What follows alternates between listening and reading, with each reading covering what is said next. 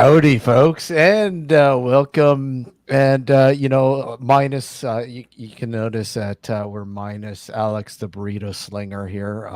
He will be with us in a few, hopefully. But tonight I must say, I've got two people I highly respect in the paranormal field.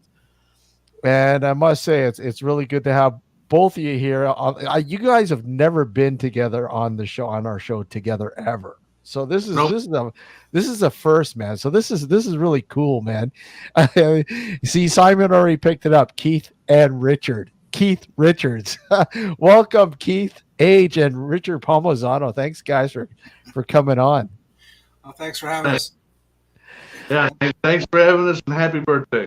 Yeah, thanks, man. Thanks. Well, yeah, technically, I in the UK, yeah. Cheers. In the UK, yeah, it's already time, but but it's yeah, like I said, it's yeah, it's I can't believe with the amount of years that we've been doing the show and the amount of times that both of you guys have been on.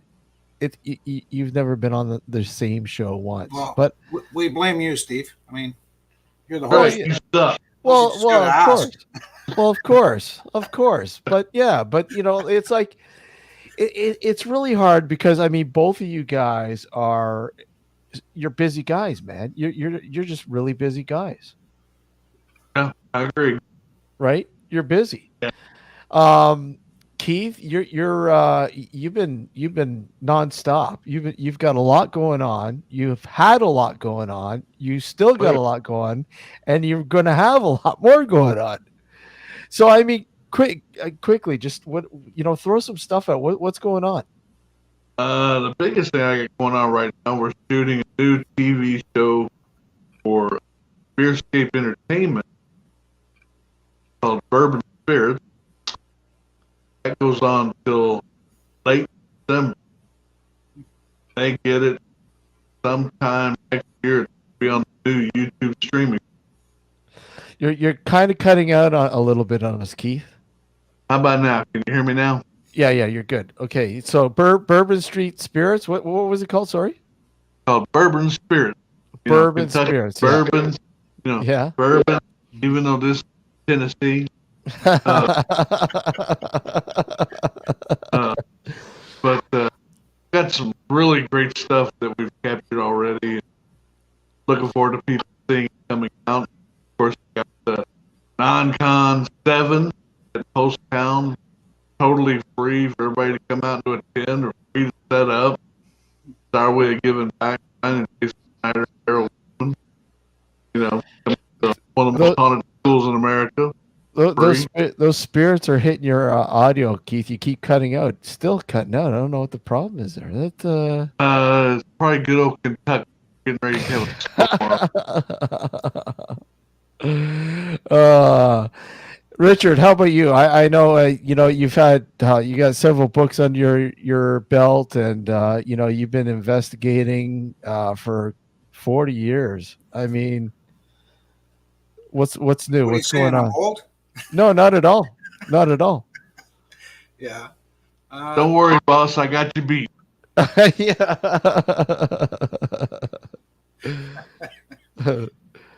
Well, you met my partner Peter Rowe. You've interviewed him on the show. Yep. Yeah. So we're working together. We're doing a new book, an advanced paranormal research manual.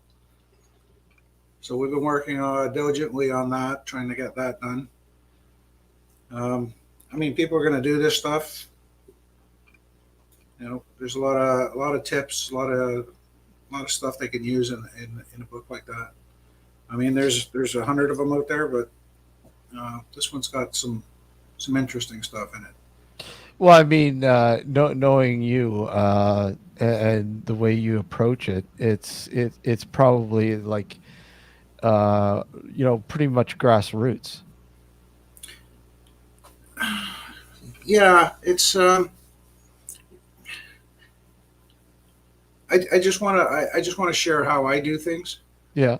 And I'm not saying I do things better than anybody else. It's just with my background, and I'm a trained criminal investigator. I'm trained in surveillance. Hmm. So when you use those kind of flavors in the mix, there's some good tips you can use to maybe advance your skill level and maybe catch more evidence. And really, what is evidence? So we'll go through that and things like that. So I'm excited. I'm hoping the book will be done for next year. For Next year, okay. Summer. And given the fact that you guys have been through a lot, I mean, Peter's been a part of the Searcher group for how long now? Oh, gee. So yeah, 18 years, I think. Has it been that long? I didn't realize it was that long. I thought it was. Maybe. Yeah, I think it's about 18. I could be wrong. I mean, when I get this old, I have problems with my short-term memory. So, or is that long-term? Wait a minute. It's hard to decipher the difference, a long term and short term. Wait a sec. The scary thing is it's like you're being interviewed, and then all of a sudden like an hour goes by through the interview, and you're like, wait a sec, what just happened? Yeah. Yeah. Or you remember something, one of the first questions an hour ago, and you go, oh, wait a minute, I got the answer for that now. Everybody's forgotten. We've moved on from there. Let's keep going. Go ahead, Keith. You're going to say something? I was just, hey, at least I got a brain in. Oh, you cut out on us. Can you hear me now?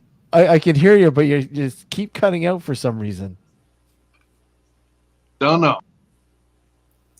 Don't worry about it. Let Richard talk. No, go ahead. You were going to say something there, Keith. Yeah. I was just going to say, at least I do have the luxury of saying I have a brain injury. You have a brain injury? He's been through a lot, man. Keith is like, holy man, he's been through a lot. He's been through a lot. I'll say that. Well, bless you, buddy.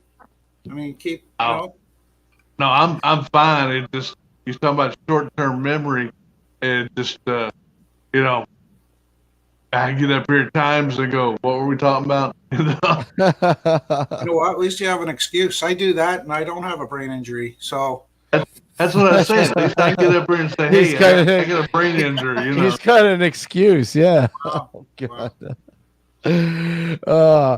But you guys, like I said, I respect both of you because of what you both have brought to the paranormal field. I mean, both similar but very different ways and different things bringing, but yet, I have to say,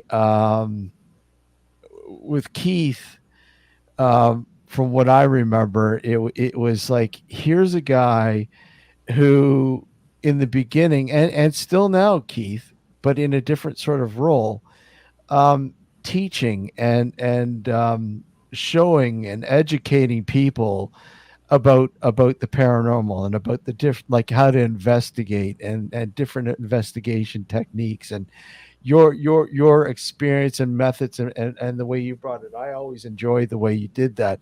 And even if you did, what was it? What was thrown at you at the Waverly Hills again? What was it? A brick? Oh, just pieces of concrete. Yeah. Pieces of concrete, like here's a guy, hey, he's, trying to show people, and then all of a sudden, something through concrete. Yeah, it happened 3 times. I had my head busted open 3 times. 3 times. Yeah. Jesus. Stand there in the hallway. If you just, teaching people, hey, look, just drop your eyes, let your peripheral vision look, nothing else. Don't focus on anything, and just watch what happens. And, yeah. Sometimes it happened. didn't, the shadow images would start appearing, poking their heads out of doors. But then I'm still into the learning piece because we found out that people with certain types of glasses couldn't see it. Certain people with LASIK surgery especially couldn't see it. And then come to find out, if you talk to an optometrist, where you see the color black in your eye, in your vision, is in your peripheral vision. So with LASIK surgery, it shaves that first layer off, and that affects your peripheral vision. So, yeah, I still love to learn about anything you can, because again, like I've always said, this is a wide open field. Nothing proven yet, other than orbs or dust. And if you can recreate something 99.9% of the time, it's not supernatural in nature. Yeah, that's super interesting, Steve. Or Keith, sorry. Hold on a sec. For Who the some hell reason, is I've been Steve? muted. Can you guys hear me? Yeah, I can hear you. Yeah, I hear you. So, Keith, that what you're saying is that's interesting stuff. If after the show, or maybe Steve can send me your email address, I'll send you some stuff because I work specifically. Well, not specifically. I work on a lot of things, but I've worked a lot with the human eye and how we see on the peripheral and the difference and the comparison between human eyesight and animal eyesight and why we see these things. And we go back to the medieval days where monks, they used to use little mirrors and they put them in the corner of their eye so they could see better in the peripheral and they could see. Right. So I've done a lot of study on that, and I've got some information. I can send it to you. You might find it helpful or not. I don't know, but if Steve sends you an email later. Sure, love to read it. Yeah, I'd love to send it. A lot of people don't realize you got to do your research before you even get into stuff. A lot of people see the TV shows, and I'm one of those guys that makes it look like, 30 minutes, there's a ghost. It's not the way it happened. And they think we just walk into these places. But I mean, I'm sorry, you have to do your research, period. And you have to learn. It's like we're talking about the eye. Every part of your eye sees a different color. Yep. That affects the spectrum. And, people look at you going, what's the spectrum? Yeah. And I'm like going, okay, it's time to shoot first. Yeah. No, and this is why we're writing the manual. Is a lot of people are doing this, and I want them to do it safely. Yeah, I mean, they're going to do it anyways, but for God's sakes, do it safely because people are getting hurt, burning buildings down, they're ruining places. That's been going on for years, but yeah, it's a good thing to put in. It's just like, one time I had over 10,000 people in a little ghost hunt, and I got a phone call in the middle of the night from Podunk Sheriff, Podunk, Kentucky somewhere, said, hey, I got 30 of your people locked up in my jail because they said you told them to come down here, and I'm going, wrong number. I didn't send nobody nowhere because to me, rule number one is you don't go where you're not invited. That's right. Yeah. And I mean, a lot of people just don't realize the trouble that you can get into with some of these places that they get into. I mean, they really just don't realize, if you're trespassing, look at, you're in a whole heap of shit if you're caught. Certain people. But they don't care. They look back, it's the me generation now, right? So they look back at when they were 14, skateboarding outside some office tower and a security guard yelled at them. So even if the police were involved, they got a ticket. They said, no big deal. Now that they're an adult, that's changed. And when you do it at night, that's trespass at night, especially if you enter a building, whether the building's unlocked or not, or even has a door. Yeah. Just by entering the threshold, it's break and enter. Yeah. So there's a bunch of problems. And then I always tell people, if you're going to break the law, even if it's a simple thing as trespass, and then you discover some remarkable thing to do with the paranormal, Well, first of all, you just told me that you don't care about law, you don't have any integrity. So why would I believe you? Mm. Right. Why do I even want to? It just went out the window. Yeah, yeah. You have to have integrity, and that means following the rules and law. They And I apply mean, to everybody. I mean, on top of that, too, guys, both of you, your take on it, like the quality of quote unquote evidence that people throw out there now, on TikTok and YouTube, and call it evidence, and you sit there and go, "What the hell?"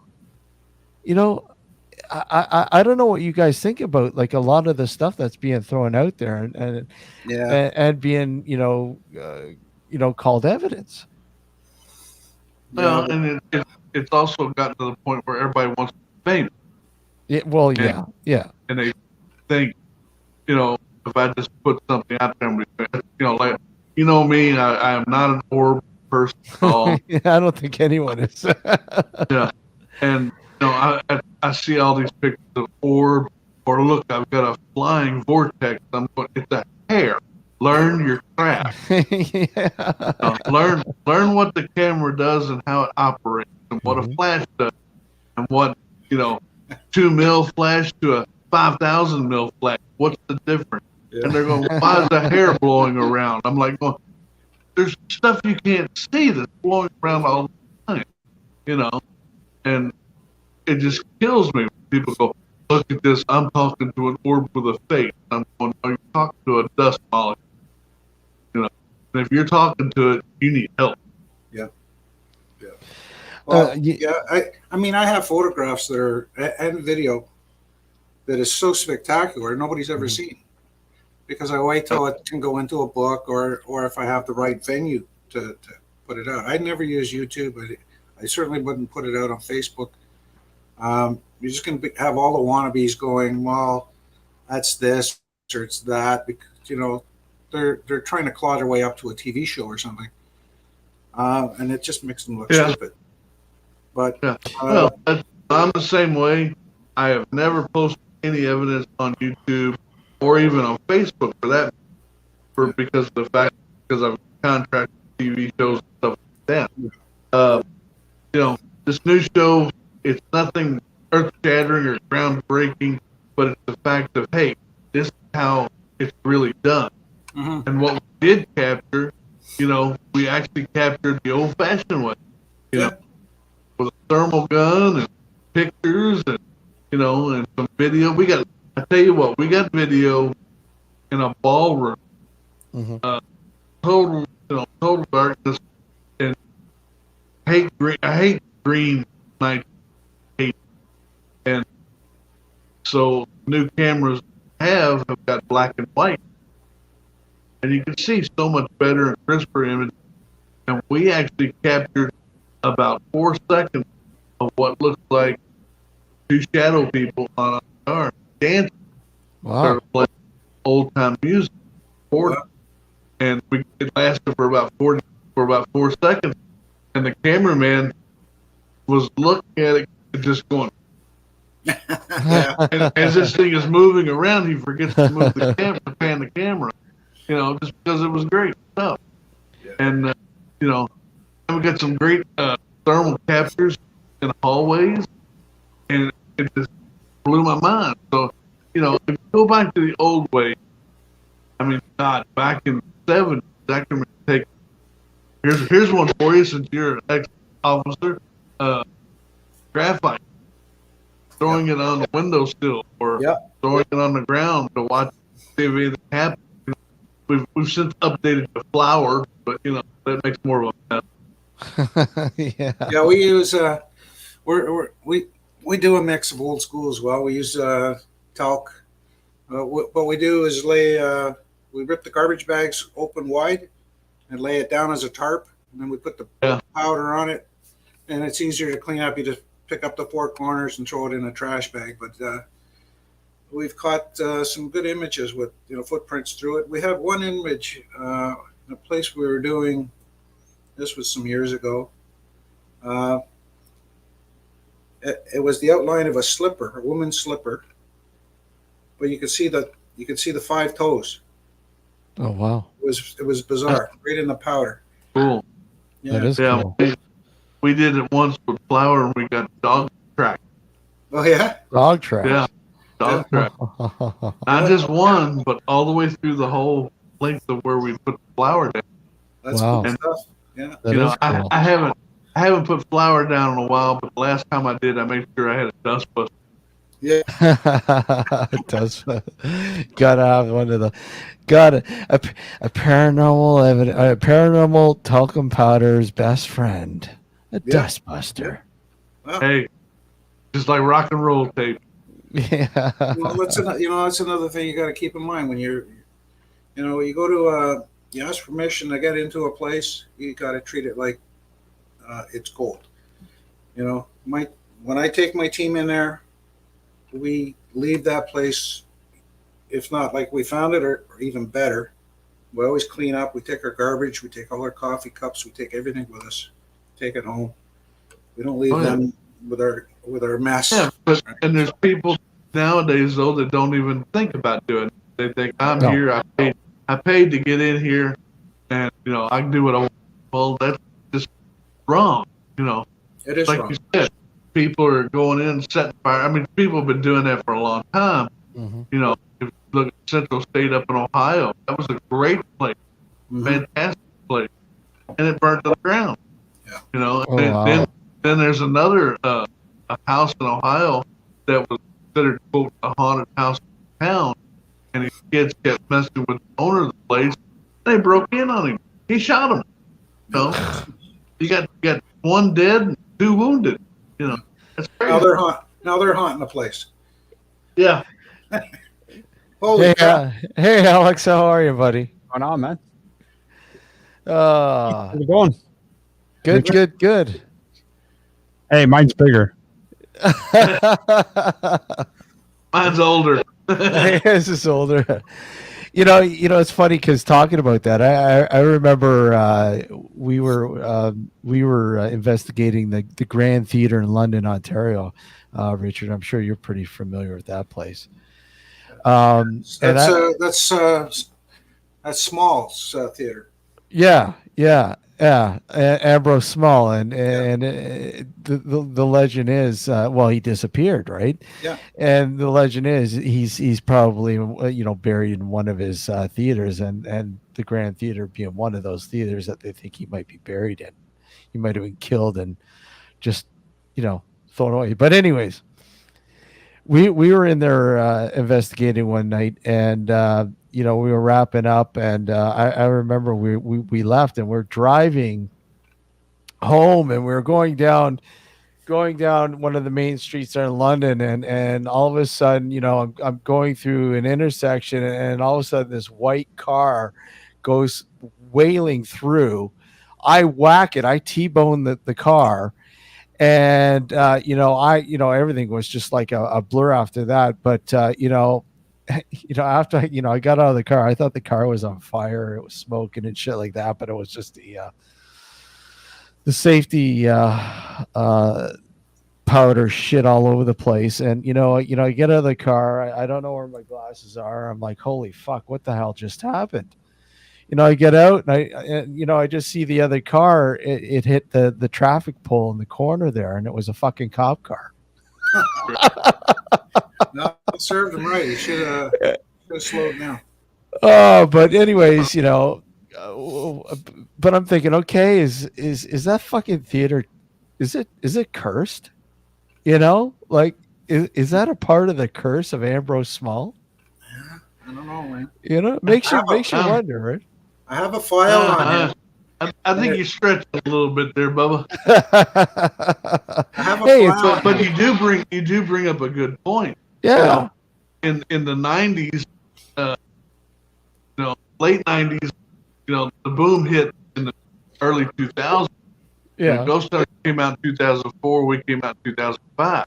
Yeah. And boom hit right then, and people were starting on the bandwagon and everything. I mean, I'm one of the first ones that actually bought insurance, still keep insurance, because something gets broken, something house gets tore up or whatever. You know, you don't really know these. With don't know if they're something stupid or not. You know, and anything can happen. You sit there and you owned a cop. You know, who probably didn't have his lights and sirens on, just showed up out of nowhere. You know, and you know, people don't think about those things. And I think Richard and I have a lot of the same background. You know, I'm ex-police, quite a while, but I still think everything is a rock and roll show. Well, I'm rock and roll stuff, and you know, people just don't realize the ramifications legally. What else can happen when you actually do find, you know, one piece of evidence to your holy shit moment, you know? Yeah. You know? Yeah. So, you know. Yeah. So Yeah. there's another chapter for your book, Richard. Get insurance. Get insurance, exactly. Yeah. Hey, I've had to use it a couple times. I've had people who fell down steps and taken to the hospital. Yeah. You know, it's just all kinds of things. I've heard people get up here and say, "Oh, I lost my house because I went in ghost hunting with us. He got, where we're at, they had crap set up, different stuff. I lost 2 fingers and I lost my house."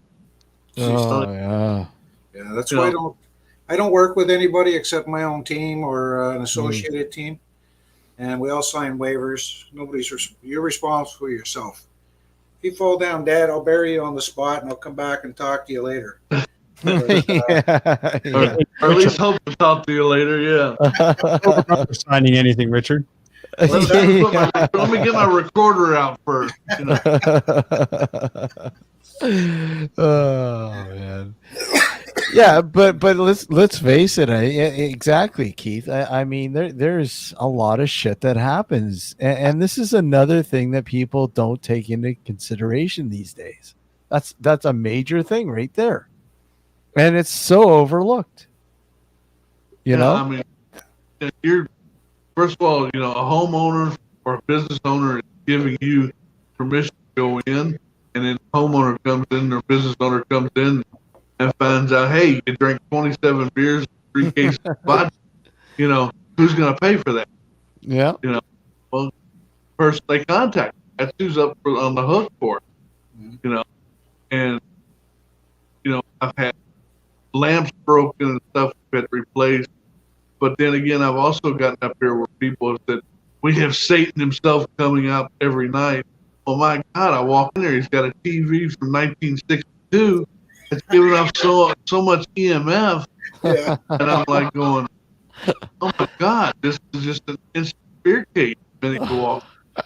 And I took that insurance and went to Walmart and bought him a new TV. You know, here, throw this thing in the garbage. I had a guy. He had a super old computer. This thing was, I don't know, from 1992 or something. And this thing was old. Lovely. And the MO was that he was saying that every time he went on his computer, God would talk to him. God would tell him to do stuff and talk to him. And I said, what do you mean? Explain to me exactly what's happening. Like you're saying that somebody, like the computer's talking to you and saying that he's God. Yeah. He's saying he's God and that I should do this or I should do that or give me advice about certain things. And I'm like, all right, now you're not seriously believing that the computer is talking to you now, are you? He goes, yeah. So, you know, I go over to his place and, you know, I'm looking at his computer and I'm like, holy fuck, this thing's a fucking relic. Does it say Radio Shack on it? I can't remember what it was, man, but you know, I like the floppy. Yeah, it was a floppy disk, man.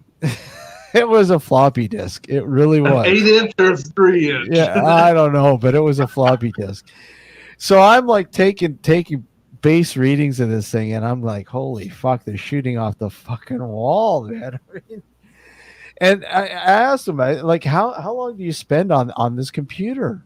each time you're on there? He's like, I don't know, 4, 5, 6 hours. Holy shit! What do you do on this computer for that long? Oh, I just look online and just surf the net and do all sorts of stuff for 4 or 5 hours. Wouldn't you kind of get bored after a while? What are you watching porn? Yeah. Like seriously. That was But my first one. yeah. But I mean, like, I the readings alone, they were off the chart. And I'm like telling the guy, I said, look it, man, maybe you just need to get a new computer. It's time to update your computer because I think this computer's fucking possessing you. Or the Serious. gamma rays are. Seriously, I really do think you need to upgrade your computer. And he actually took my word. He went out, bought a new computer, and a few months later, I remember asking him. I said, "Look, so how are things with the computer? Is it still talking to you?" No, not at all. He to this day though, he still thinks that computer was possessed. I'm Oh. sorry. Like I said, some people like it.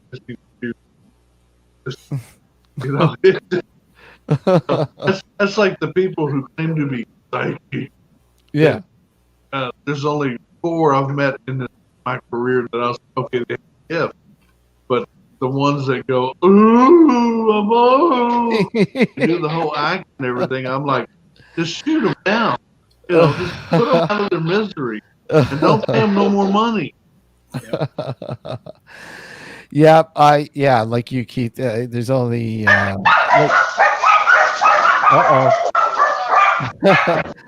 there's only a few. Like I'd probably say 2 that I know that I've worked with that are bang on, that are really good, that just have blown my mind away. Well, like I said, in all these years, I've got 4 or 5. Rick Hayes, I'll go to. I'll talk to about stuff because and Scotty Rourke, Chris Fleming, same way, and we've been friends for 20 and 30 years, and we've had many discussions, and they won't bullshit. With Rick Hayes, I call him my uglier older brother, and he got up here. We were at an event once. He was speaking, and this poor guy just comes walking up to his booth right across from mine. This guy's wringing his hands. I can just tell he was in some type of stress. And I walked over and I said, "Need some help, buddy?" And he starts telling me everything. And I said, "Well, sit down. Let's talk about it." And get done with talking. I see Rick coming up, done speaking, and the guy pulls out his wallet, starts handing me money. I said, "What's it for?" And he goes, "Thank you for giving me such a great reading. Appreciate it." And I'm first of all, I didn't give you a reading. Feel better? He goes, "Yeah, I feel a lot better." I said, "Okay. Number 2, save the money for the real psych walking up right now." Yeah. I went to a rib fest one time. This was years ago. Oh, don't talk about food now. Come on. There was a gypsy woman set up as a psychic medium, right, in a little tent. Yeah. And as a lark, my wife says, "Go get your reading done." Now I work with some good mediums, and I tell them right away, "You don't read me. It's not what you're here for." Mm-hmm. Because if they get inside this mind, there's going to be trouble. So at least you're honest. Yeah. So she says, as a lark, "Go get your reading," right? We're having a laugh, a couple beers and some ribs. And I said, "Get out of here." And she says, "Come on, I'll pay." It was $20. And there was some people with us. And I said, "Okay." So I took her money. I took the 20 and I went over and I waited. And the lady waved me in. I came in and she said, "Oh, come on in." Nice old lady, right? "Come on in." I put the 20 on the table and she took the 20 and she turned around to get something off her shelf. And she turned around and looked at me. And I don't know what happened in that moment, but she threw the 20 in my face and she told me to get out, get out, get out in this German accent. "Get out, get out, get out." And I'm like, "Okay." And I took the 20 and I'm like, "What the heck happened?" But I never did find out. But I did keep my wife's 20. So, maybe so was maybe it, you saw the pornographic images on your mind.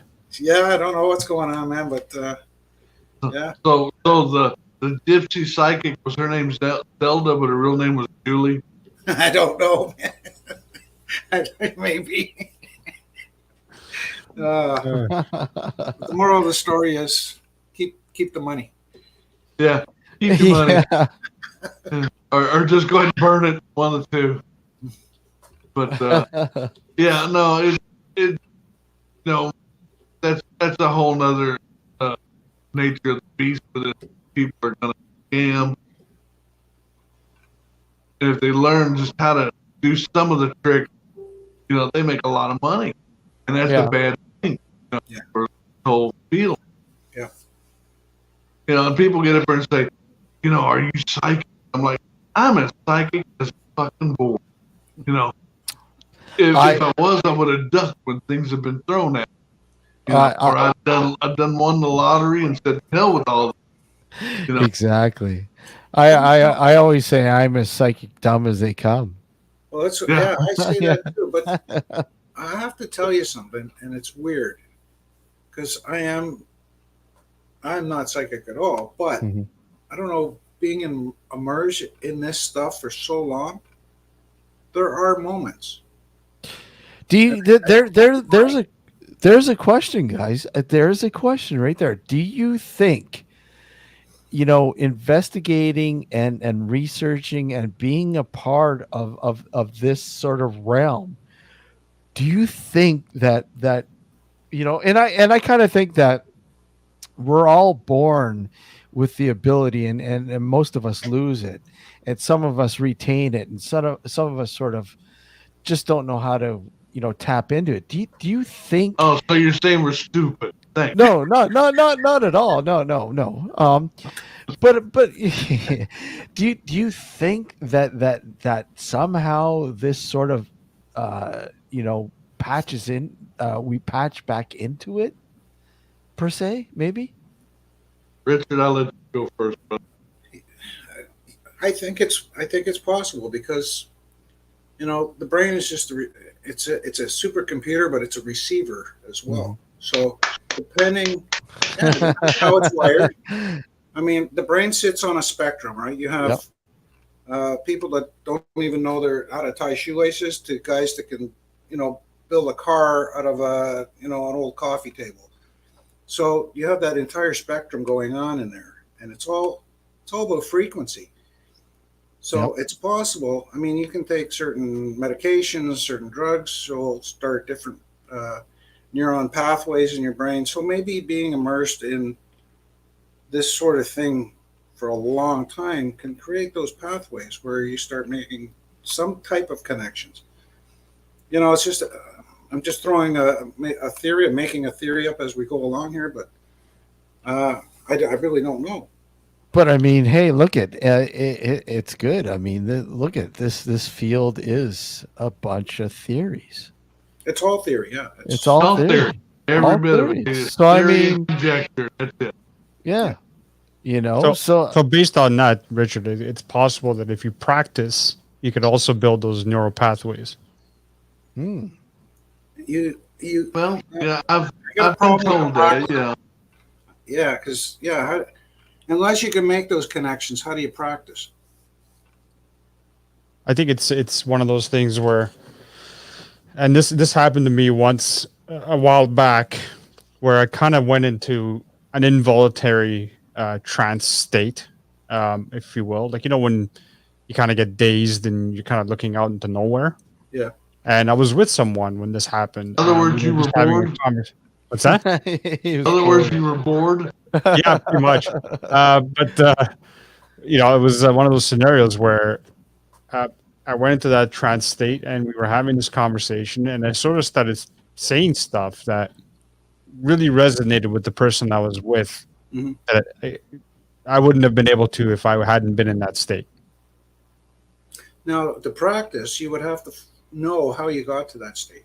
Right. Right. So that's the problem.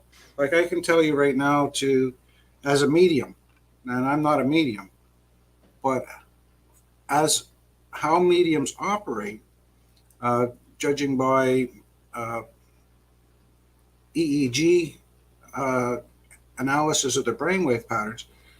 So if they're reading something paranormal, they're communicating with something, the brainwaves slow down to about 4 hertz, which tells me they should be in the sleep mode, but they're still talking, they're animated, they're moving around. So how do you get your brainwaves down that low without falling asleep to make those super connections? This is the problems.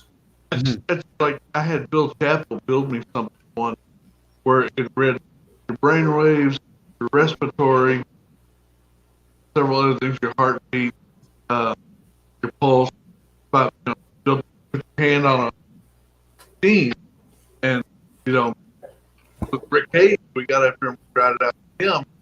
And when he was on doing something, his respiratory went down to 15 breaths a minute. I'm like, going, this guy should be dead. His brain waves, like you said, went down. I think it went down to like 6 hertz and various different things. And he was dead spot on. He didn't know anything about the location. We had him blindfolded, but he still hit it. But then he was like, I'm not getting nothing else. Everything popped back up. I even had Bill Chappell. I said, man, what's going on with the machine? He's like, I don't know. I've recalibrated it 3 times, and it's reading what it's reading. I'm like, he should be dead. It's that simple. Yeah, that's pretty cool. That's pretty cool stuff, though. That is cool. Yeah. That's cutting edge. That's cutting edge stuff. Yeah. Right? Well, like you said, but then again, nobody thinks about stuff. And, well, I do. Yeah. Richard does. I do too. I don't sleep at night. I think about this stuff 24/7. Yeah. I get myself nuts with it, but but you're one of I put you like this. When I put the little ghost hunters on the internet in 1996, there were 39 ghost hunters. We were the 39th group.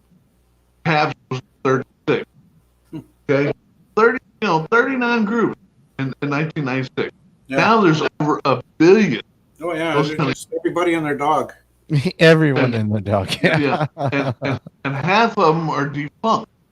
Yeah, because like people get up there and say, "Hey, I really want to do this. What do I need to know?" And I'll tell them, "This is the boringest hobby you will ever get into, and expensive." And expensive as hell. Expensive as hell. Yeah. And they're like, "Well, you make movies." I said, "I did a lot of footwork before I even was in the first movie." Yeah. I didn't ask to be in the movie. It came to me. Mm-hmm. Because it was a hit. I can't help that. But, the thing with the Booth brothers, when we decided to do this, first agreement I said was, look, if I can debunk something, we say, here's what we think. We don't say this is it. And I said, never hear me say, hey, did you hear that? What was that? Keith, tell them all about you before that, though. I mean, you said you did the groundwork, and not a lot of people. I think a lot of people know Keith, the guy who's been in a lot of these documentaries and these movies and that. But long before that, you were investigating the paranormal, just like everybody else, right? Yeah, well, no, I was in it before a lot of. Well, a lot. You know what I mean. I go all the way back to the 70s.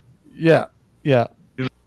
And back then, if you said you were hunting ghosts, you had guys with big nets running behind you with the white coat, going, "Come here, let me talk to you." It's just a simple fact. Back then, you go to a library and find a few books about ghost hunting, but there was no one to really teach, and that's kind of where I came from. Yeah. But what got me motivated to help people, because what I do teach is common sense stuff. I don't teach, if psychic, great, God love it, and if it helps you, use it. Yeah. But not everybody does. But I teach you practical methods, ways to do things. You know, before the show started, you and I were talking. I just got this fantastic IR camera out of Texas. You know, Yeah. and I'm still learning, and still, you know, I've been using IR since the '80s. Come on, tease these guys. Come on, show it again. Tease these guys. Look at this thing. Nice, buddy. And I love this IR light. You Yeah. know, like I said, you find them for $70 to $150. This thing was $23 and lit up. I have 7-car garage, okay, on, and it just lit up the whole thing. Yeah. I was like, whoa. Nice. Yeah. You know, $23. I was like, that's money well spent. Yeah. And the camera, the guy, you know, reconditions old cameras and stuff, and it boosts up the megapixels, stuff like that. But then he puts the red filter in, and he doesn't charge you an arm and a leg.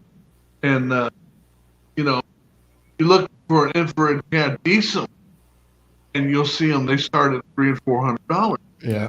I bought this thing for under $100, Hmm. and it's 16 megapixels. So I'm like, that's fine. That's all I need. You know, but you know, you always need to grow.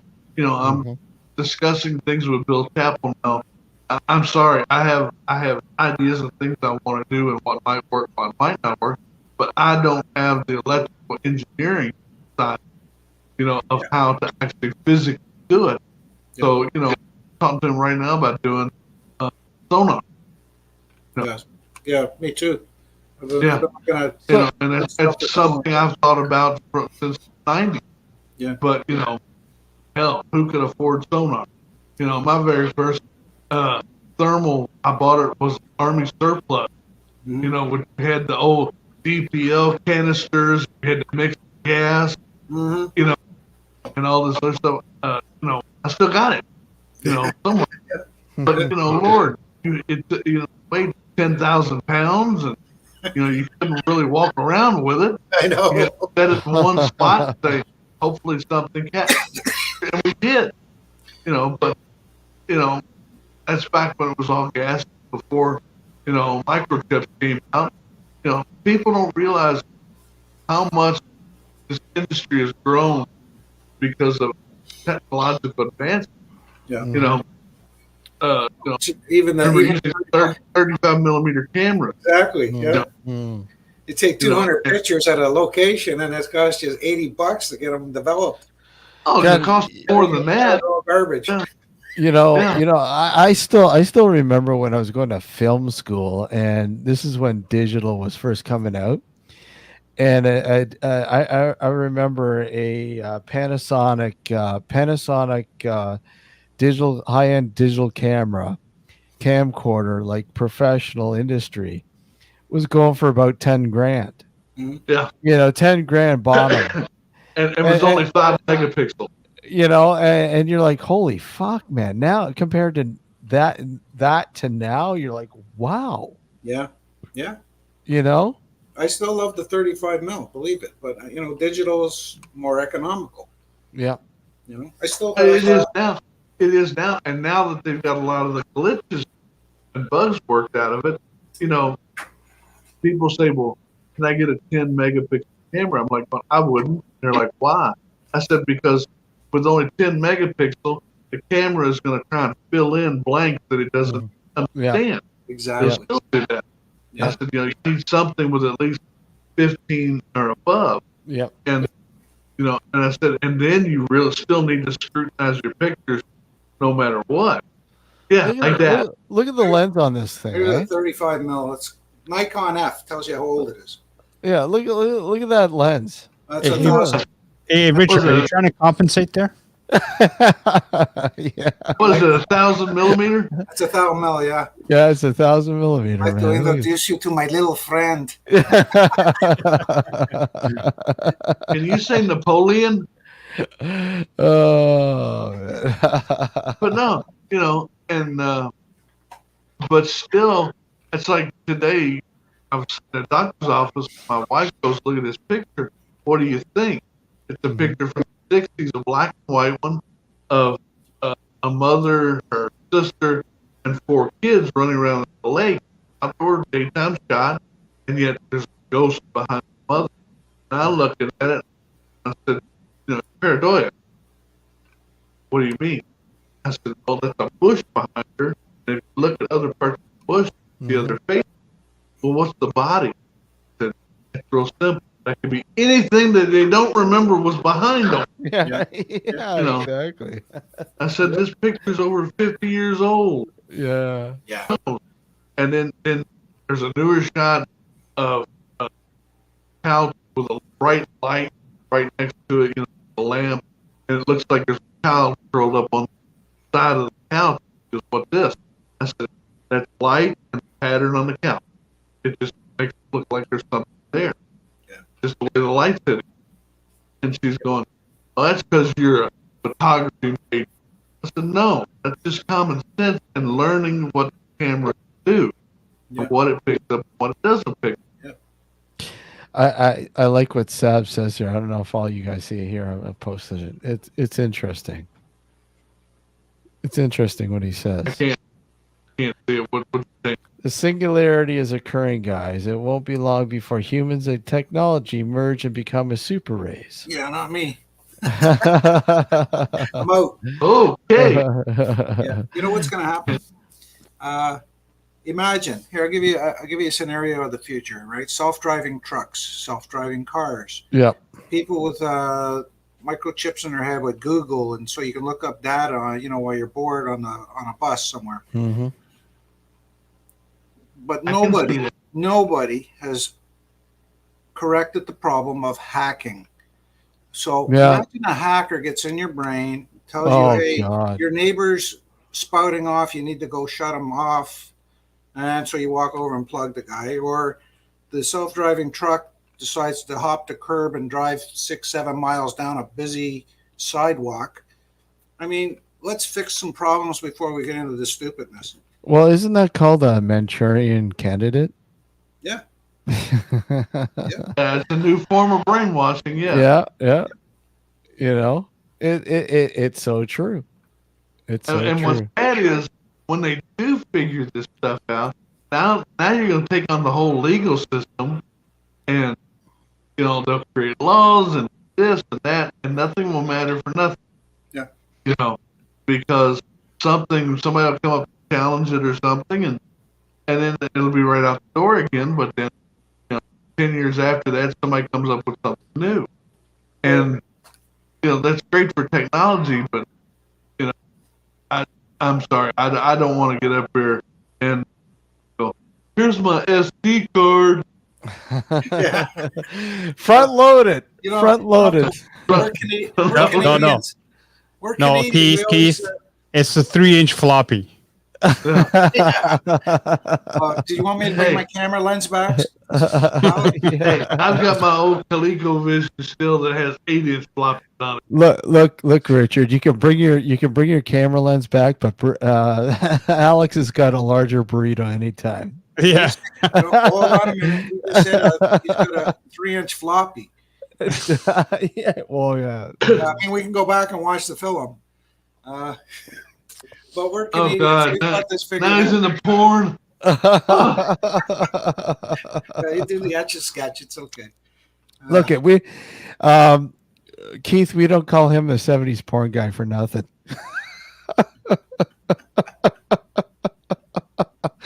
Oh man. Hey, the porn was good. Yeah, 70s. Yeah, that's right. Okay, so let me ask you, Keith, with the amount of time that you've been investigating and researching and looking into the paranormal, in your mind, in your theory is, what are we dealing with? What are we making contact with? What are we dealing with? We don't know. Yeah, still, yeah. I stopped calling this stuff ghosts a long time ago. It could be some little green men on a far off planet going, "Hey, what's this shit?" Yeah, exactly. We don't know. I mean, Einstein came up with string theory, and there could be all kinds of different quantum realms. When you get into quantum physics, that's a little bit hard to understand. But then when you finally clicks, you go, "Wow, this else. You know, he's talking about the brain. You know, we only use 10% of our brain. We don't know what the rest of it will do. You know, we just don't know because we don't use it. But like you said, Richard, you know, some people can't tie their shoes. Other people can get up here and take some really good drugs or something, and wow, I now have, you know, the theory of Earth relativity times 10. You know, and you're going, wow. You know, that's just like when you go back to music. You know, look at the 70s. Look at all the great music that came out of the 70s. Absolutely. You know? And you go, wow, well, how do these guys do that? Then you realize they had good drugs. Yeah. You know? Yeah. True. And it just opened up so many neural pathways. It's not funny. And as the drugs got, you know, heavier or lighter or whatever you want to call it, you know, the 80s were okay. The 90s sucked. Yeah. You know? Yeah. And you know, I mean, you know, from rock and roll to country, the only one that stayed the same all the way through all these years is blues. Yeah. You know. Yeah. 3-chord progressions and right about your mama killing your daddy, running off with the mailman and taking the dog. Yep. You know. Don't forget the freight train that ran through my heart. Right. You know. It's just like I was there listening to David Allan Coe last night. I was going, man, he used to be so good. And then I'm like going, now you're lucky if he gets to walk out on a stage, you know, because if he can remember where the stage is. Yeah. You but, know, but if you look at music, and I've studied this as a facet of the paranormal, and you look at intention. Yeah. You know, so if you put the intention into a Ouija board, it might work. Same as you put an intention into a crucifix, it might work. Music is the same thing. From what I've studied and what I've learned is the more energy that's put into a piece of music, the more powerful it becomes. I have said for years with music and also the paranormal, what you put in is what you get out. Right. You know, like I said, my stance on orbs has not changed over the years. Same thing with Ouija. Yeah. You know, I don't believe the devil is standing at the Parker Brothers assembly line going, "You're possessed, go ahead. You're possessed, go ahead." You know, it's what you actually put into it. I agree with you wholeheartedly. You know, if you put the time in, you know, I still play. I still play big shows and stuff. You know, and I practice every day. I still practice every day. That's 10 years old. Mm-hmm. You know, if you don't, you're just gonna have shitty, crappy music. Mm-hmm. And same way with the paranormal. You know, if you go into this thinking, I want to be famous, I want to be rich. First of all, paranormal pay sucks, big time. Yeah. Okay, we are not SAG members, which are Screen Actors Guild Union. Therefore, they can pay us whatever they want or nothing at all. Yeah. You know, and that's fine. You know, but some of these people, I've been a demonologist. I had a guy who was 23 years old at an event get up here and say, I'm a demonologist. I said, really? What denomination are you? He goes, Republican. Excuse me? You're killing me. You know, You're killing me. and when he said that, I was like, you are fair game. I'm having fun. You know, and now that was 15 years ago. Yeah. He comes back around now, and he's, you know what? He says, that night you really made fun of me. Made me really get up here and that, hey, I don't know crap. Yeah. And I wasn't trained by or ordained. I just read books. Reading is good. It's knowledge. It gets you to the next point. But you've got, you know, if you're going to say you're a demonologist, you damn well better be authorized by the Catholic Church. Yeah. You know, and he goes, why? And then he goes, why the Catholic Church? That's because they created it. Come on. You know. So I Uh, know I went the long way around the barn there, but we don't know what this is. Is there some parallel universe? Who knows? You know, we do know through science so far that when you die, that little spark of energy in you dissipates. Where does it go? We mhm. don't know. And there's UCLA is doing studies on that right now. And have been for the last 10 years, Yeah. trying to figure out where that goes. And they've got amazing video where you see what looks like an energy leaving a dead body down car crash. Stuff like that. I saw one talking to Brian Kano about a couple months ago, where they had video of a deer that got hit on a car by a car on the road, and this guy was filming it on the dash, and all of a sudden, when the deer dies, you see what looks like an energy source leaves the body Mhm. and go up in the air. Yep. And if you look at dead bodies, get up here and they lose 4.2 ounces. Where does it go and what is it?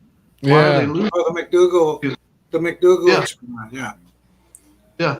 You lose your chemicals, and that's taken account. There's that extra 4.2 ounces that That's they right. have no idea. And it's not just paranormal. Now you're talking about science, and you've got to know a little bit about everything, You do. or or just get out of the game. I'm sorry. As I said earlier, learn your craft. Well, Yep. this craft encompasses a whole lot of shit. Oh yeah, it does. It does. And you can't. How do you collect evidence if you don't know what you're looking at, or what the connections might be, or what evidence even means? Right? Because to me, evidence is just not one thing. There's no one thing that's going to say, "Aha." Evidence is Yeah. a collection of things, right? Yeah. This is good information, and this is good information, and when you put it together, that might be evidence. You got it. We are just data takers. All we are right. Yeah. And then it cracks me up when I hear people go, "I'm here to help." Here. Also, I'm like going, "Excuse me? First of all, we don't even know what we're dealing with yet. How are you going to help us?" Exactly. And then I'm a certified ghost hunter. Really? Who certified you? Oh, yeah. Who and certified the certifier? Yeah. And what college gave you a legal name of certification? And they're going, "Well, you teach class." I said, "Yeah. And I'll give you a certificate at the end saying you took this course, Yeah. not that you're certified to be anything." Yeah. Because if I keep talking, I'm going to say you're certified to be an idiot. And you don't Okay. even have to. You don't have to take the course for that. No, Right. no. Yeah, It just comes naturally to a lot of people. exactly. People are making their own courses up.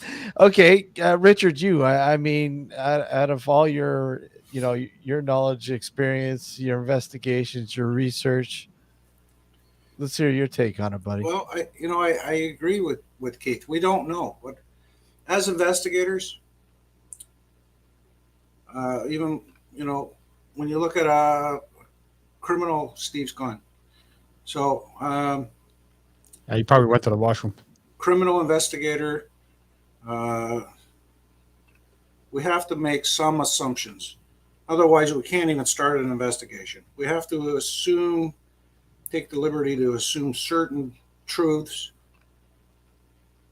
to start that investigation. And where that investigation takes us, we have to be honest and open-minded enough to move with the information that we're receiving. We can't just fit our ideas and belief system to make it Right. work. You can't put it in a box. No. So, you can't take that square peg because I believe it's true and squeeze it into that round hole. I have to say, okay, I made this assumption and I'm wrong, but this information is leading me this way and I need to go that way. And take the information to wherever it leads you. But that's the only way you're going to get to the end of the road and find out. Yeah, and don't take anything for face value. Nothing. Right.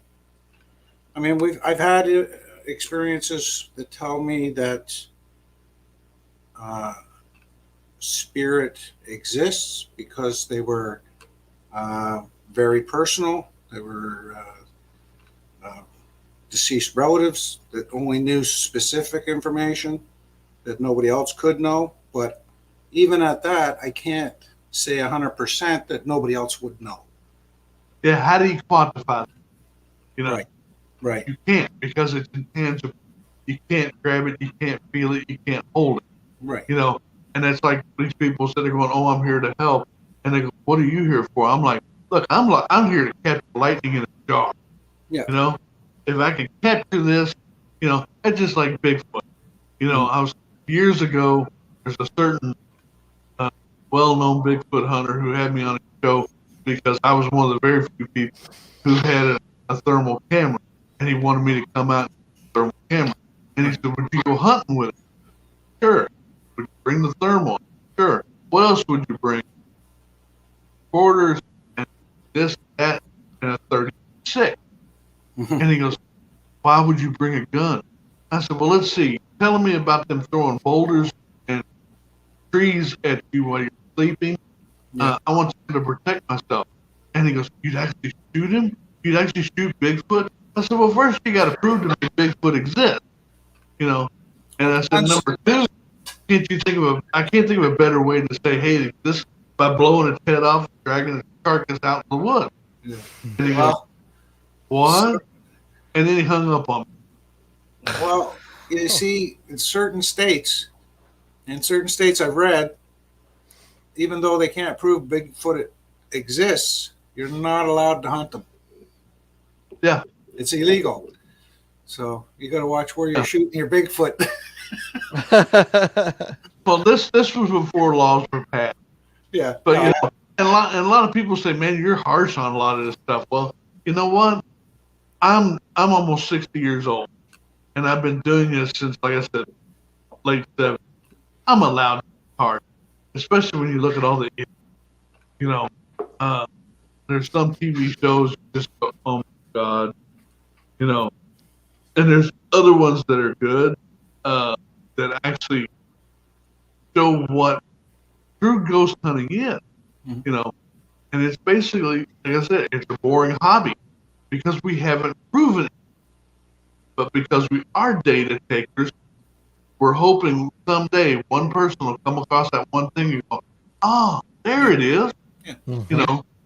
This here's the answer to the equation, and again, you know, like I said, you gotta know about electrical, you gotta know about pneumatic, you gotta know various different things, and you've got to be able to use all those tools, not just here's my camera. Click, click, click. Oh, look, it looks like a child laying there. You know, you just want to go, "Come here, let me just smack the hell out of it." Well, And you know, hearing what you're saying, Keith, I think we're from two different places, but I think we've taken a lot of the same paths. You know, I'm 60. I started my first paranormal research group, actually a registered company, in 1979. So you can see the similarities. I think we've been down very similar pathways. Yeah. You know, and just hearing you talk and that, we're pretty much in tune with the same similar theories, similar thoughts. So it's remarkable. I mean, you know, it's actually inspiring to know that there's people out there that are Alex, we're fucking stupid. You know that, Alex. You know that, right? No, I never said that. I can't believe it's Richard, taken you don't us, have to say it. it's taken us almost 15 seasons to have these two on together. I think we need to start a network. I know. You guys. Richard, I don't know how you got introduced to it. Me, I got introduced to it by a very violent thing that happened at Hook, you know, and that's why when people get up and say, "Oh, this happened," not excited, you know, with, you know, I'm like, "Oh man, when you get your first real true paranormal occurrence that I Mhm. witnessed or something, you're hooked. Yep. You know, Mhm. and you're hooked because you want to know what it was. When I was younger, yes, I said go. Just, some spirit, powerful spirits, nonchalant spirits, whatever you want to call them. Why can some things get up here, physical things? Why can't other things do it? Or auditory stuff here? Uh, you know, what is the difference? And how do we find that difference? Like I said, we're data takers. I think it's going to take the real scientists, uh, if they'll ever get involved with it. Uh, you know, that's just like UFOs. I've always, you know, I'm not going to be presumptuous enough to say, well, we got life here. Why can't there be life 5 billion light years away? Yeah. That's more advanced than we are. Go back and look at our history, all the way back to the Aztecs and even the Romans, Mhm. Greeks, and the Vikings. They talk about chariots from the sky. Yep. They've drawn pictures of what is it? It's a circular disc. Yeah. And this, that the first known drawing of something like this is from 200 AD. And you're going, wow. And now they're finding cave stuff for these pictures, and then our own government releases the video things of these things flying. Yeah. Stuff can't capture, can't get close to it, or it turns and moves different ways that aerodynamics we can't do yet. Yeah. And so it's out there. There's something there. There's a phenomena. Don't know what it is. Yeah, I agree, and to a certain extent, the vastness. There has to be life out there. Has to be. What the government is doing right now, I have a hard time. It's a smokescreen. I have a hard time with it. Yep. Right. All of a sudden, the Navy's releasing videos. They were, somebody leaked them off a nuclear strike group. Somehow they snuck these videos out, and I have a big problem with that. I do too, because 50 years ago that would have been called treason. It is treason. Mm-hmm. Yeah, it's treason. You look at what's his name, Louis Alexandro, right? Yeah. The guy who was in charge of ATIP. He was an intelligence officer for the military. He worked out of the Pentagon. I have a big problem. He just quits ATIP and he goes to work for what's his name, the drummer boy there from Blink 182. Oh yeah. Right. Yep. You know how many? This guy was an intelligence officer. He was all over the world. He was working out of the Pentagon. You know how many stacks of papers he signed with non-disclosure, not top security, no talking about. Hell, I worked for the provincial government, and you know how many papers I had to sign? I can't today, even though it's not secret stuff. I still can't talk about stuff. Yeah. Even in your police career, we had to sign things like that. You can't talk. So tell me this guy just going to jump on a TV show and start rambling off UFO stuff. Yeah. I have a big problem. Yeah, somebody that's got a class 7 clearance, which is the highest you can get. Yeah. And it blows my mind. But I'm saying the single fact that it's been released, there's more out there than what we. I think it's ours, not ours. It could be, yeah. It could be ours. Everyone, it's something we've developed, and they don't want to put it out there yet. But how do you test this stuff under a combat situation? Yeah. You notice every one of those from 1984 to 1987, right? The gimbal, the go fast, the tic tac. Every one of those were unarmed fighters engaging something they didn't know what it was. Yeah. Well, that's like the blackbird and the stealth. That's right. Yeah. When they were first up in the sky and they first put them up there, people reported them as UFOs. Yeah. Mm-hmm. Because they didn't know what they were. Yeah. And the term UFO has now become passe. I forget what they call it now. UAP. UAV. Thank you. Yeah. and uh, you know, things change. But again, like you said, to me, that would be treason. If this was Eisenhower days, that guy would have been shot. Mm-hmm. Yeah, exactly. Yeah, so I have a big problem with it. I don't know what they're doing, but I don't believe what they're selling. Diversion. Yeah, they're not selling the truth. There's something behind it, and I don't know what it is. I mean, a lot of it is just reiterated shit that we already know. They're giving you the concept or the feeling that they're look at we're on it. We're going to take care of it. No, We're going. No, I know. I know. I agree with you, Richard. But this is what they want. This is what they're telling the people. They're saying, look at we're we're gonna look into this. We're gonna all our resources, and we're going to be transparent to a certain point. And again, Richard said one word that sums it up. Yes. What's that? Smoke screen. Yeah. Yeah, smoke screen. So the thing is, they're not selling that. What they're selling is, if you listen to the agenda, the conversation, and what they're pushing forward now, is we know that there was something for the last 70 years, all the way back to Roswell. Something happened, right? If we go into ancient aliens, we can go back thousands of years. Yep. But why is it in the last 3 years, every one of these documentaries, every one of these guys on the newscast, everybody that's pointing out this information says they're a threat. They're a threat. They're a threat. Well, hold on a minute. They weren't a threat the last 70 years. Yeah. They have all this technology. They're not bombing out cities. They're not dropping our planes out of the sky. They're not killing millions of people.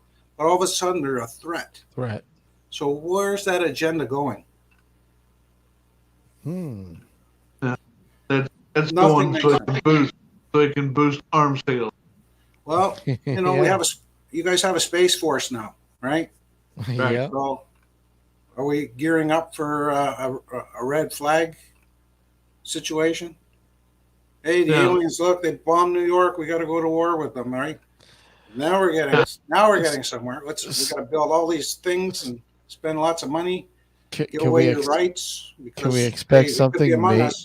Can we expect a major event to happen that would unleash something that the world has never seen before, and that being a mock red flag, sort of, look at attack. Alien sort of, but we're getting way out here. But I mean that look at who would ever thought COVID would change the world for 2 years. Think of the money involved.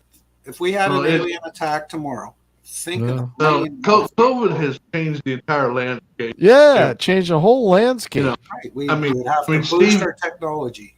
We would create millions of jobs. You know me, I'm a road dog. I usually do 48 to 50 gigs between paranormal music. All right, it's free. That drove me nuts. And it's like today, I had a doctor's office, but it was inside the hospital. Well, to go into the hospital, you got to wear a mask, you got to wear a face shield, you got to do this, you got to do that. I got into the doctor's office, and they say masks are not required. And I'm like, really? This is a smaller, confined space, and yet, but it's things like that. And whether you believe in masks or don't believe in, that's your own personal choice. I'm not going to argue that. One thing I will say when it comes to masks, shots, mask thing, and everything else, and that was 2 years that I did not get sick once. And I never got sick. I get sick. I get sick at least once a year. I never got sick, but until just earlier this year. But I mean, for 2 years, almost 2 years, I'm like, wow. Well, because you were finally. And I will say this: when I caught COVID, no, I never went to the hospital because I'm married to a nurse, so excellent home health care.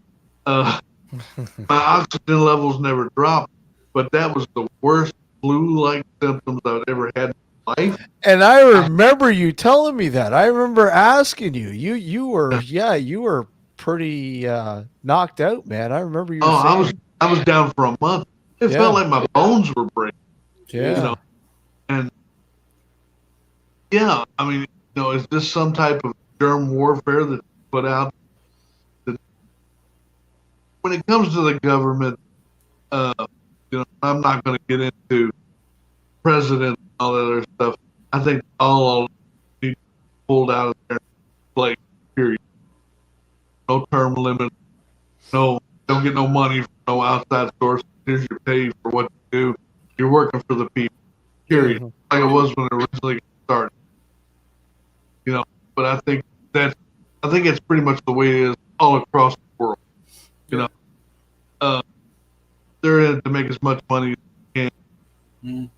And we'll try to get up here and fix some of the problems. And then, like Richard said, what are you not telling me? You don't want me to know, but you want me to watch over. What magician trick do you want? All right, like you said, I know we're going way outside the realm, but when it comes to UFO, which is part of Bigfoot, cryptid, cryptozoology, it's all part of it. And again, go back to learn your craft, which comes with a lot of different things.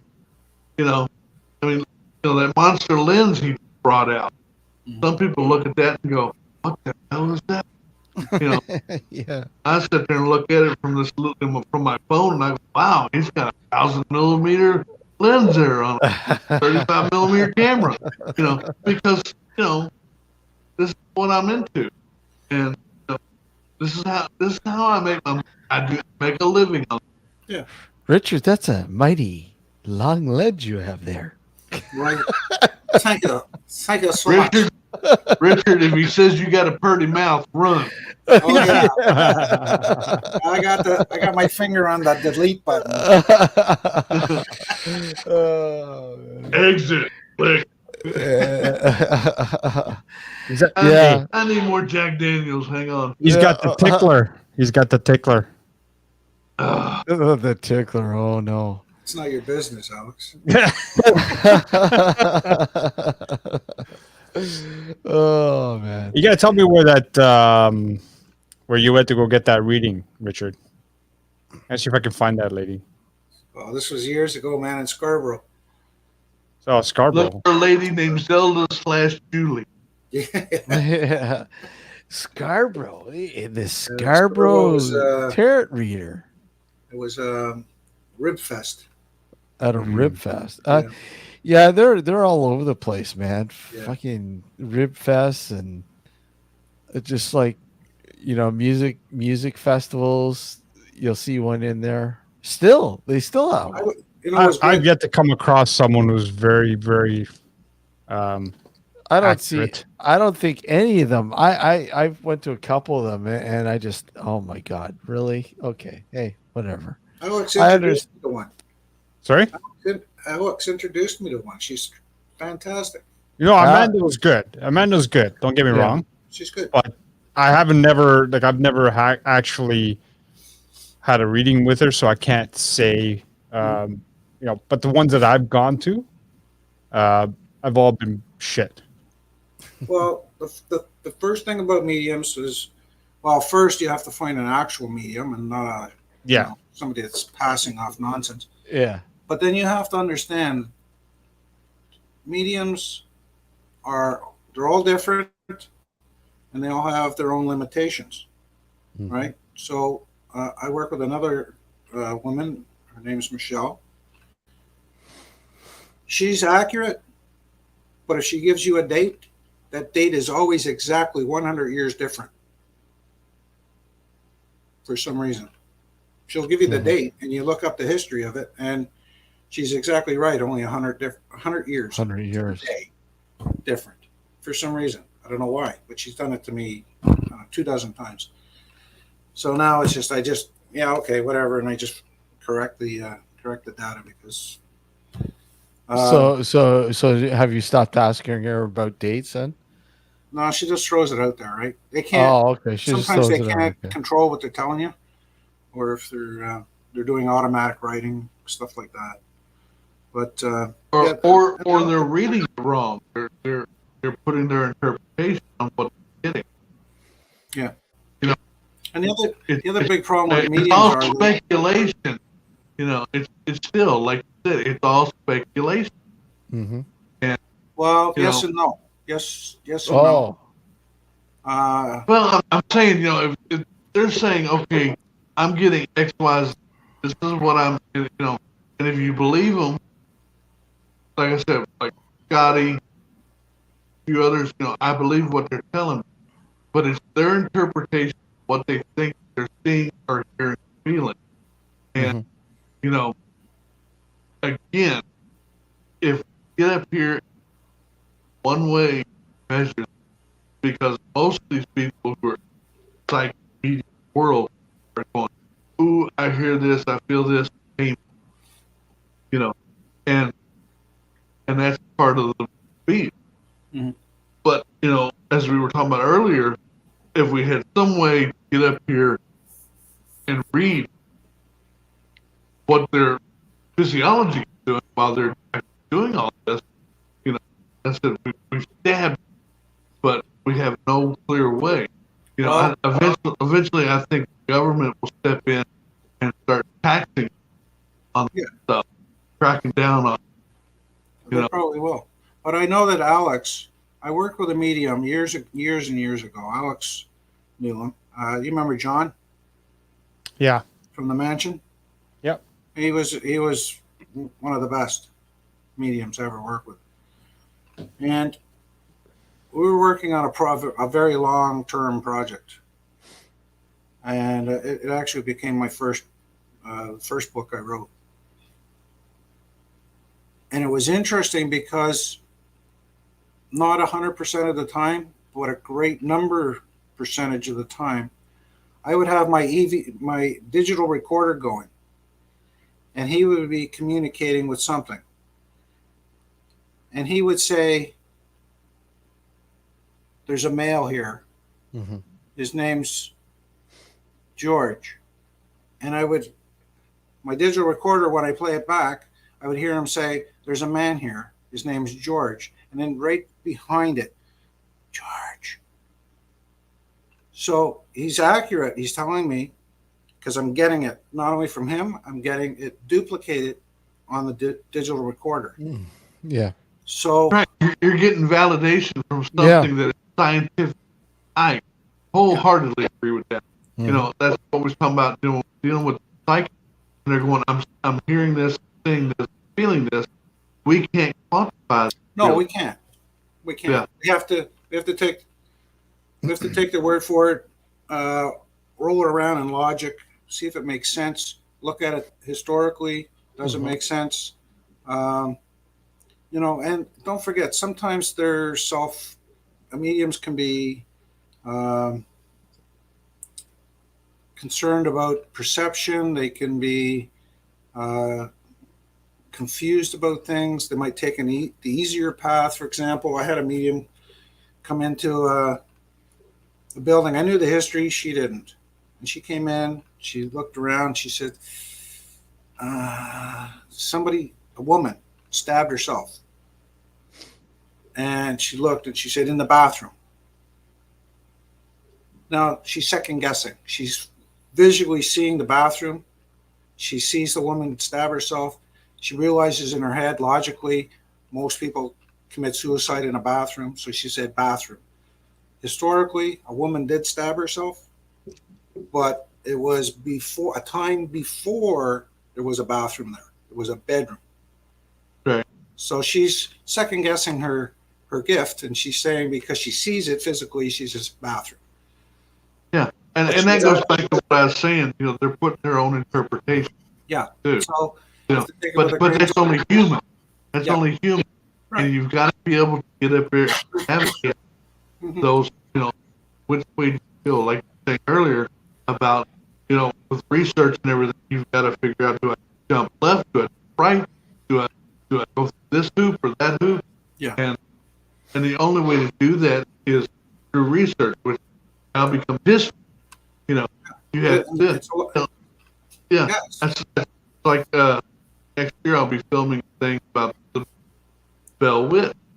You know, and we have a take on it too, because I feel like it's done to death, and some people are going to like it, some people are not, and you know, we're dealing with something that happened back in mid 1700s. Right. Okay, that as something, you know, back then there were a lot of things that were considered fine to do to your family, and we've actually got real, true historian that's been, you know, start researching stuff for almost 50 years. You know, we're going, well, we've heard this, heard this, heard this. And he's going, there's no proof of it. You know, there is no proof whatsoever. Nothing has ever been documented other than a story that handed down, and you know, what's the real, what's not. Yeah. And then, you know, again, it goes back to research. There's a lot of legwork involved before you can say, oh my God, I've got a witch or I've got a ghost. You know, Yeah. Well, it's a puzzle. That's Yeah. what we deal with, Mm. puzzles. Well, when you Mhm. open that box, there's no pieces in there. They're all invisible. Yep. So, and then you got to put it together. So, yeah, it's a lot of work. It's a lot of work. It's Hey, a Richard, craft. you still work? You still work with Amanda? No, because I haven't heard from her since basically the CNE. Hmm. She was trying to get out of it. She didn't want to do it too much, and I heard she had a child. Yeah. So, you know, and then there was concern. You know, some of the stuff we do. I was concerned, especially the last couple projects we worked. I didn't want to bring her in because we were being followed home, and I certainly didn't want it following her home with a young baby in the house, because we don't know what's going to occur, right? Yeah. Excuse me. But you know, and it's you know, and then it gets my brain going, because how does something from a location follow 5 people home that all live in wildly different directions and all drive in different ways, but yet that one thing follows all of them home? When you say followed them home, followed you home, Goes to your house. and what happens? What happened? Can you get into it a little bit? Yeah, and so we all basically experience the same thing: strange noises, shadow figure coming down hallways to your bedroom, Mhm. scaring your family, scaring the dog, scaring the cat. Short-lived. One night and they're out. Hmm. Basically, you come to my place and mess around, I'm coming to your place too. Sort of, that's what I got. Yeah. That was my take. you know, But, it's like a battery. It comes in with a lot of force, a lot of energy, and it slowly dies out. Mm. Yeah, it's Wow. bizarre things, right? Yeah, I Like, remember you yeah. mentioning that before. My particular instance was we heard a woman scream. It was late at night. The wife and I were in bed, dog sleeping at the end of the bed. Heard a woman scream. It wasn't outside, it was in the house. Wow. So I'm listening. I thought my wife was asleep. I'm listening, and the wife says, "Did you hear that?" I said, "Yeah." Next thing you know, you hear creak, creak, creak. Dog stands up, hair standing up, growling at the bedroom door, and I look over, and there's a shadow coming down the hall towards the bedroom door. Stopped at the door. I don't think it liked the dog growling at it. Retreated back down the hall, and that was the end of the incident. Wow. But I had reports the next day of everybody in the team reporting similar. That was on your last book, wasn't it? Yeah. Yeah. Yeah. I remember. Yes. Yeah, that's Talking about probably one of the, well, I'm going to say the top 5 worst places I've ever been. And that was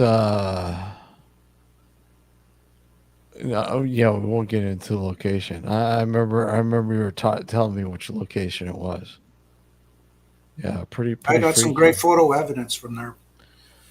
But Yeah, if we can ever find a publisher, I'll let you see it. And that's too bad because I mean, your regular publisher just pretty much said no more of that shit. Had enough of Well, it. from my studies and my investigations Yeah, into publishing houses, nobody's doing this anymore. They're all they've all backed out of paranormal stuff. pretty much a lot of, well, let's say the 50 that I've contacted. Yeah, they're out. They're out. And I mean, some of these guys have been doing it for decades. Lou See, Allen. Lou Allen. That's all they do is paranormal books. yeah, Contact. No, we don't do that anymore. really. We Did you just- did you contact that the contact I gave you? Yeah, nobody does it. Wow, that's Nobody weird. And I had a good relationship with this publisher. I mean, my first book was 2003, so what, almost 20 years I've been with these guys. They said, "Oh, no, we don't do that no more. We're changing direction." And I mean, that publisher is like I know who you're talking about. I'm pretty sure I know who you're talking about. It's not like they're extremely well known. No, I mean, they're known, but they're not extremely well known. no, no. So that's weird. That's weird. Because Well, I mean, the world 'cause changed. The world. My world ended in 2019 because the world just up and changed everything. Publishing's. You and know, I don't understand because I mean, out of everything that I've read of yours, Richard, I just don't understand. I really don't. It's Well, that's like I said. COVID has changed the entire landscape yeah, COVID Everything. changed a lot. from Yeah. from music to paranormal to movies to everything. Everybody has to find a new way of doing stuff, and and when it comes to entertainment, that's basically what we are right now. Uh, that's just where we're stuck at. When you have something epidemic that hit us, that's the first thing that goes is disposable income, Mm, and and that has not bounced back yet. no. There for a while we were talking about paranormal shows. You saw 50, 60 paranormal shows a week on TV. Now you got 10. Yeah. Just because they're limping along. Mhm. well, we're learning. It's we went from ghosts to demons. So now they don't know what to do next. There was, I have to admit, one show that's interesting is Portals to Hell. Yeah. Oh, I'll agree. I like that. Come on, hey, you Sorry, know what? Did you say pornos to hell? Yeah, Yeah. portholes to hell. Name Portholes. that's Jack Osborne. But you know what? I have to be honest. Our good friend Tim Shaw is on a couple of the episodes. And Michelle Bellin. Yeah. Yeah. Hey, there's some, I think it's refreshing compared to say Zach and the boys at Ghost Adventures. But it's Don't get me started on. I know. That's why I said it's refreshing. It's not like we all have bricks thrown at us, right, Keith? Hey, you know what? wasn't a brick. No. Oh, what that Come on. Zach Bagan claims he had a brick thrown at him. Well, I right? saw the episode. He had a Yeah. brick and a board, and Yeah, that you can see the edit cuts in. Yeah, of course. if you know Zach, I'd be throwing stuff at him too. So, Yeah. Like I said, don't get me started. That's a topic for a different conversation. not that I would throw a feral cat at him. Feral cat. Okay. Yeah. Okay. So Keith, get what's going on. out there for you, and where people can find you and get in contact with you, buddy? The best way to find me and contact me is on Facebook. But I've been hacked several times. Hopefully, Yeah. time's been the final straw. But anyway, reach me there. Real Key Day, or the Rock and Roll Ghost Hunter Day. And as far as things I'm doing, like I said, we're filming a new series. We're doing 2 weeks. It's like Con 7, which is September. Post kind of it's free to set up, free to attend. Only thing it costs you is cable to rent, electric, something like that, or do the ghost. Those are the only things we charge anything for. You know, various different places I'll be at. I'll be at Hannah House Street, Indianapolis. There's also a free event. Get between 1,600 and 2,000 people. Will they let you? Will they let you over the border yet? Do what? Will they let you over the border yet? Were they what? Will they let you over the border yet? You don't have anything up here yet, right? Well, they they let- just haven't found anything. I don't know if you know Glenn Ferguson. Glenn's invited me to come up a couple times to do some stuff. Is that out BC way, isn't it? Yes. Yeah. I'm familiar with Glenn. Yeah, out BC there. Yeah. And I said, just can't get our schedules together to do stuff. Plus, me and Glenn talk mostly about bass music, stuff like that. So, you know, I used to go up to Canada a lot. You know, Yeah. that's where you and I met.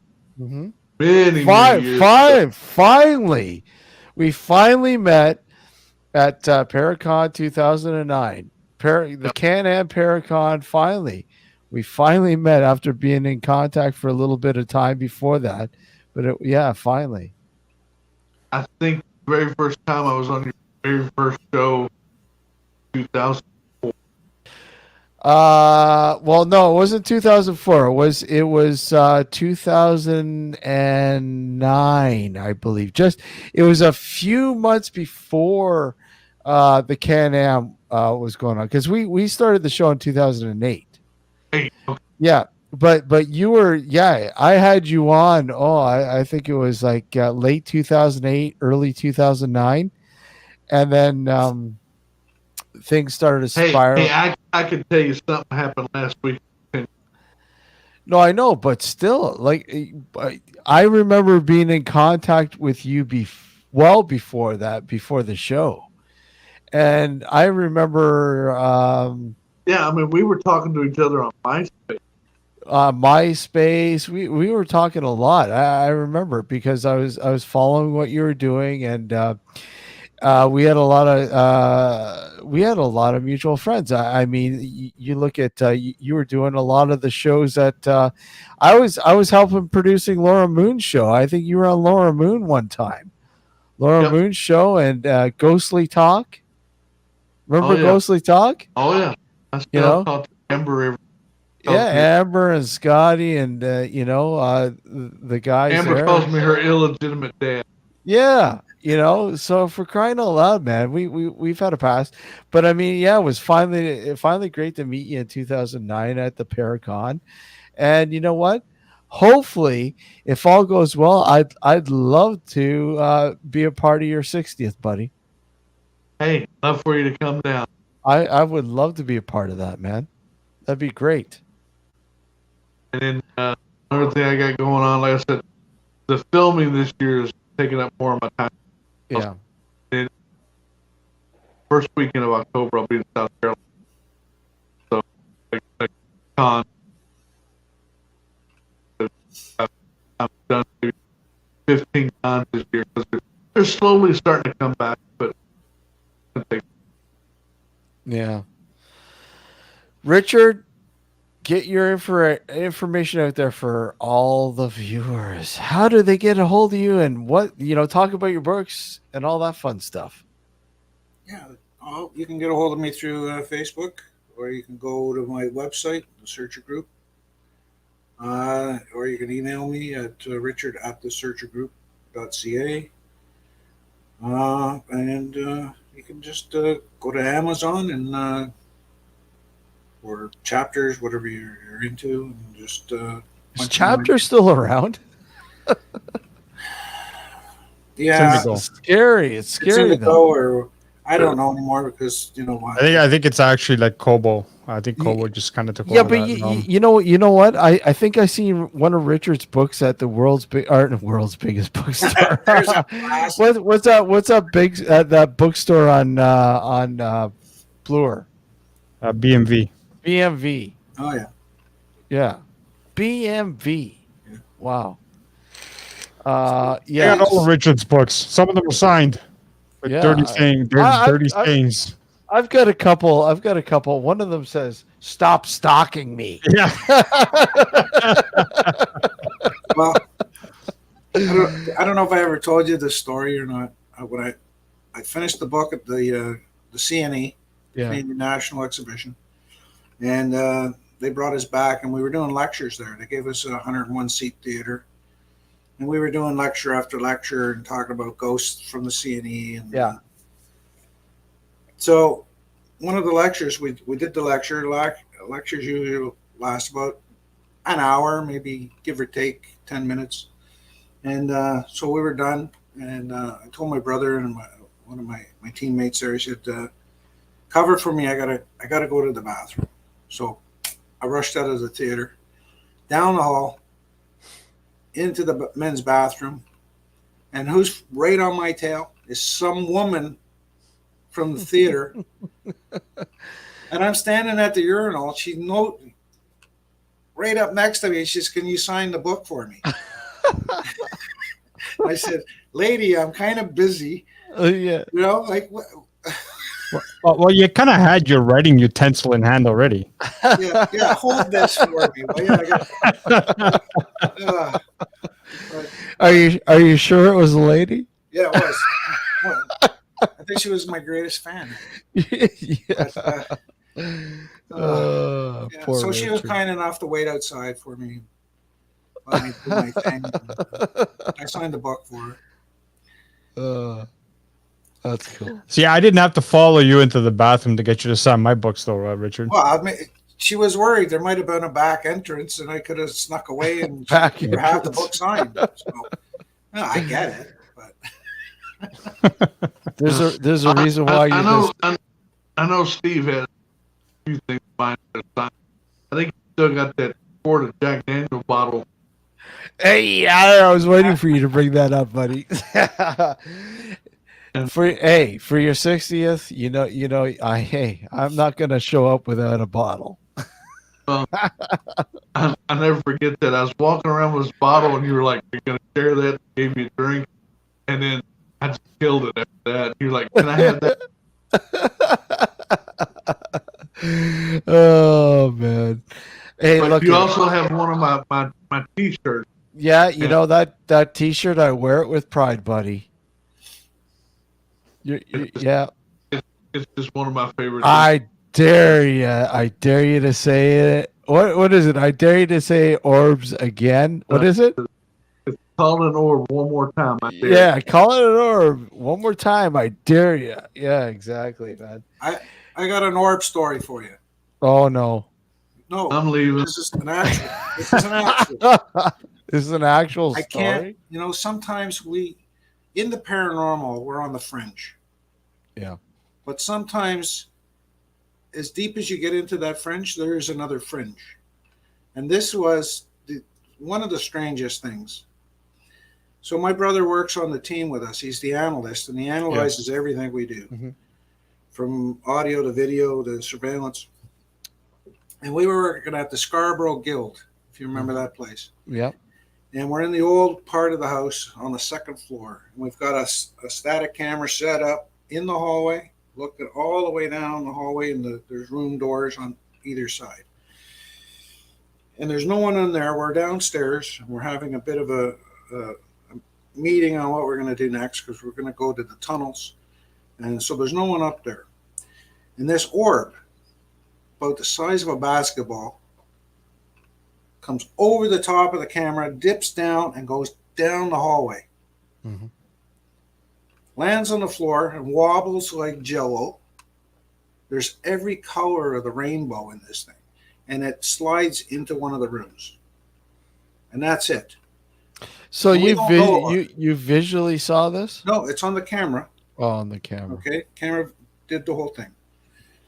So after the whole thing's down, we tear out the equipment and we go home and everything. And my brother's analyzing the stuff frame by frame. He's looking at everything and he sees this and he goes, "What the hell is that?" So he calls me on the phone. He says, "Get over here right away. You got to see this thing." So I drive all the way over to his house, get upstairs, rewind it all, look at it. What the is that? So we rewound it 3 times. I couldn't get enough of it. Couldn't get enough of this because of just everything about it was so bizarre. Mm-hmm. But it didn't have a nucleus and a phase. No, it was just a big ball of color. And then so rewound it a 4th time, and it was no longer there. What? Yeah. I've had things like that happen. Isn't that weird? That is And weird. not only with that weird, but I looked at him and I said, "I can't explain this." And he goes, "Well, it's an orb." I said, No. The camera is black and white. This is every color of the rainbow. Wow. I'm perplexed. So we're way, way, way beyond the fringe. And usually I don't talk about that stuff. I try to stay within the confines of what we might assume is normal, because that stuff is just craziness. Mm. Well, Yep. like I said, when you can recreate something, that's not paranormal. But when you've got that one thing and you're like, "Well, I have no idea what it is." Yeah. You know, that's just like, Waverly Hills. People talk about rooms lighting stuff. We've seen them in the parking lot where, rooms would just light up all of a sudden. Yeah. And there's nobody in the building. And one night I was giving a tour to about 30 local cops. And come out of the hallway on the 3rd floor, stairwell into the main hallway, and all of a sudden this ball of light rolls out in the middle of the hallway. I'm like, "Whoa, what is this?"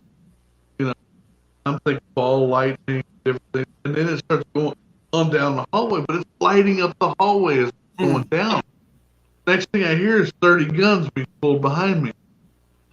And I'm like, "Nobody shoot, wait a minute, I'm in the middle here." But then we chased it all the way down the other end of the building and it disappeared.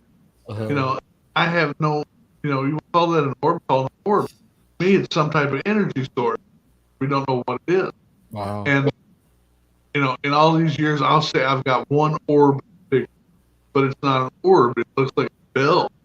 And it just no electricity in this building, and this thing lit up the hallway, or rather stairwell. Yeah. And I was looking at the capture on 35 millimeter. Nice. So that's the only thing. Well, guys, I have to say, I can't believe that we haven't had both of you on the same show in the 15 years that we've been doing this. Yeah. And it's about time. I'm glad that you were both able to do this tonight. I thoroughly enjoyed it, and I really appreciate you guys coming in.